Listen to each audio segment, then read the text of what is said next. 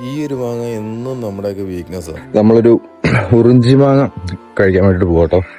അവിടെ നോക്കാം, വീണ്ടും കിടപ്പുണ്ടെങ്കിൽ നമ്മൾ ഓർമ്മ എടുത്തിട്ട് കഴിയും.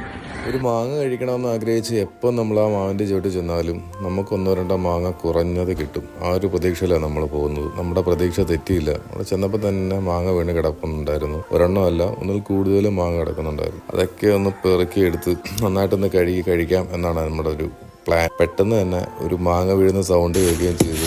ചെന്ന് നോക്കിയപ്പോഴത്തേനും അത്യാവശ്യം കുഴപ്പമില്ലാതെ തിരക്കിടില്ലാത്തൊരു വലിയ മാങ്ങ കിട്ടുകയും ചെയ്തു. അപ്പം ബാക്കി നമ്മൾ കിട്ടിയ മാങ്ങയൊക്കെ മാറ്റി വെച്ചിട്ട് ആ കിട്ടിയ അപ്പോൾ തന്നെ വീണ മാങ്ങ എടുത്ത് നന്നായിട്ടൊന്ന് കഴുകിയിട്ട് കഴിക്കാമെന്നാണ് നമ്മൾ ഉദ്ദേശിക്കുന്നത്. അതിനായിട്ട് തൊട്ടി കിണറ്റിലേക്ക് ഇറക്കി ഇച്ചിരി വെള്ളമൊക്കെ കോരി, തണുത്ത വെള്ളമാണ്, തൊട്ടിയിൽ കോരുമ്പോൾ നല്ല തണുത്ത വെള്ളം കിട്ടുമല്ലോ. ഇപ്പം കുടിക്കുന്നതിനൊക്കെ ഞങ്ങൾ കൂടുതലും ഇത് ഉപയോഗിക്കലുണ്ട്. അപ്പം അത് തൊട്ടിയെടുത്ത് നന്നായിട്ടൊന്ന് മാങ്ങ കഴുകിയിട്ട്, ഇത് കഴിക്കുന്നതിനൊരു വശമുണ്ട്. ഈ കഴുകിയതിന് ശേഷം നമ്മൾ ഈ ഉറിഞ്ചി മാങ്ങ നമ്മൾ നന്നായിട്ടൊന്ന് പ്രസ് ചെയ്ത് കൊടുക്കണം. പൊട്ടാത്ത രീതി, തൊലി പൊട്ടാത്ത രീതി നന്നായിട്ടൊന്ന് പ്രസ് ചെയ്ത് കൊടുക്കണം. എല്ലാ ഭാഗവും ഒന്ന് പ്രസ് ചെയ്യുമ്പോഴത്തേനും നീര് ഏകദേശം എല്ലാം അതിനകത്താവും. എന്നിട്ട് ശകലം ഒന്ന് പൊട്ടിച്ചു കൊടുത്തു കഴിഞ്ഞാൽ ഇതേപോലെ നമുക്ക് അതിൻ്റെ നീര് പെട്ടെന്ന് കഴിക്കാൻ പറ്റും. ഇങ്ങനെ വരും അതിൻ്റെ നീര്.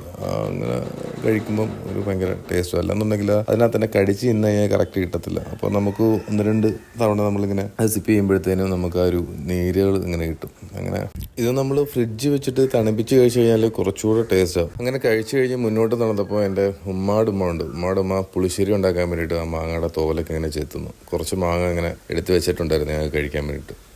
ആ മാങ്ങയും വാങ്ങിച്ചിട്ട് കുറച്ച് കഴിക്കുകയും ചെയ്യണം. ബാക്കി കുറച്ച് നമുക്ക് പുളിശ്ശേരി ഉണ്ടാക്കണം. ഇനി അടുത്തൊരു വീഡിയോ മാങ്ങാ പുളിശ്ശേരി ഉണ്ടാക്കുന്നതായിട്ട് വരാം. ബൈ.